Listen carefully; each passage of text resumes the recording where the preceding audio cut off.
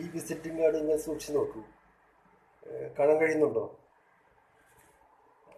ഈ ഈ visiting card എനിക്ക് ആദ്യമായിട്ട് തരുന്നത് തമിഴിലെ ഇന്നത്തെ സൂപ്പർ സ്റ്റാർ അജിത് കുമാറാണ്. അദ്ദേഹം അന്ന് അത്ര വലിയ സ്റ്റാറൊന്നും ആയിട്ടില്ല. ഏകദേശം 2 സിനിമയിൽ അഭിനയിച്ചൊരു കാലഘട്ടം, അതായത് വാൻമതി, ആഷി. അതൊന്നും അത്ര വലിയ ക്ലച്ച് പിടിച്ചില്ല ആ സിനിമകളൊന്നും. അതിനുശേഷം അടിച്ചൊരു വിസിറ്റിംഗ് കാർഡാണ്. ഈ വിസിറ്റിംഗ് കാർഡ് അടിച്ചിട്ട് ആദ്യമായിട്ട് തരുന്നത് എൻ്റെ കയ്യിലാണ് ഈ അജിത് കുമാർ. സത്യം. ഇദ്ദേഹത്തിന് വേറൊരു കാര്യം കൂടി പറയാനുണ്ട്. ഇദ്ദേഹത്തിൻ്റെ അച്ഛൻ്റെ നാട് എൻ്റെ നാടാണ്, അതായത് ഇരിഞ്ഞാലക്കുടയിലാണ് അദ്ദേഹത്തിൻ്റെ അച്ഛൻ്റെ നാട്.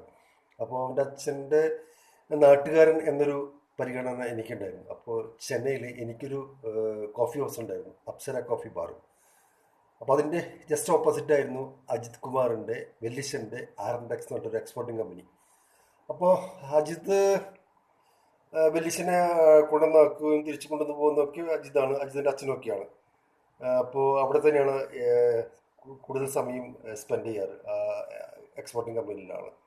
അപ്പോൾ അതിൻ്റെ തൊട്ട് ഫ്രണ്ടിൽ തന്നെയാണ് എൻ്റെ ഈ കോഫി ഹൗസും. അപ്പം എൻ്റെ ഷോപ്പിലേക്ക് വരികയും സംസാരിക്കുകയും ഞാൻ അജിതിൻ്റെ അടയാറുള്ള ഫ്ലാറ്റിലേക്ക് പോവുകയും, ആദ്യമായിട്ടൊരു ഫ്ലാറ്റ് വാങ്ങുമ്പോൾ അതിൻ്റെ പാല് കാച്ചിലൊക്കെ ഞാൻ പോയിരുന്നു. അവിടെ വെച്ചാണ് അജിത് എനിക്കൊരു ഈ വിസിറ്റിംഗ് കാർഡ് തന്നെ, ശശി വെച്ചിക്കപ്പ ഞാൻ മുതൽമറായിട്ട് നമുക്ക് ഇതിൻ്റെ വിസിറ്റിംഗ് കാർഡ് തരണമെന്ന് വെച്ചിട്ട് എനിക്ക് എനിക്ക് തന്നു ഈ വിസിറ്റിംഗ് കാർഡ്. അൺഫോർച്ചുനേറ്റ്ലി ഇതിപ്പോൾ എൻ്റെ കയ്യിൽ ഇപ്പോഴും ഉണ്ട്. ഇത് ഞാനിത് വേണമെന്ന് വെച്ചിട്ട് സൂക്ഷിച്ച് വെച്ചൊന്നുമല്ല. ഇതെൻ്റെ കയ്യിൽ എങ്ങനെയോ വന്ന് പെട്ടു, ഇപ്പോഴും എൻ്റെ കയ്യിലുണ്ട് ഈ സാധനം. പലപ്പോഴും തമിഴിലെ ആർട്ടിസ്റ്റുകൾ പറയാറുണ്ട്, ശശി ഇതൊരു കാര്യം ചെയ്യും, നമുക്കിത് അജിതിനെ കാണിക്കണം ഈ വിസിറ്റിംഗ് കാർഡ്. ഇപ്പോഴും ഈ വിസിറ്റിംഗ് കാർഡ് കുറെ പഴക്കമൊക്കെ എത്തിയുള്ള വിസിറ്റിംഗ് കാർഡാണ്, അപ്പോൾ അതിൻ്റെതായ പഴക്കങ്ങളുണ്ടായിരിക്കാം. അതല്ലാതെ ഇതിന് യാതൊരു മാറ്റവും ഇതിനില്ല. അപ്പം ഇതൊരു വലിയ സംഭവമാണ്. അപ്പോൾ എപ്പോഴെങ്കിലും അജിതിനെ കാണുമ്പോൾ അല്ലെങ്കിൽ ഇതൊന്ന് കാണിച്ചു കൊടുക്കണം, ഓർമ്മയുണ്ടോ എന്നറിയാൻ വേണ്ടി. മറക്കാൻ സാധ്യതയില്ല, അജിതും വിക്രമൊന്നും എന്നെ മറക്കാൻ സാധ്യതയില്ല. വിക്രം അങ്ങനെ തന്നെയാണ്, എൻ്റെ നല്ലൊരു സുഹൃത്തായിരുന്നു. സൂപ്പർ സ്റ്റാർ ആവുന്നതിനേക്കാൾ മുന്നേ കേട്ടോ. അതിനുശേഷം പറയത്തക്ക ബന്ധങ്ങളൊന്നുമില്ല. അപ്പോൾ ഈ വീഡിയോ എനിക്കൊന്ന് ഫോർവേഡ് ചെയ്യണം.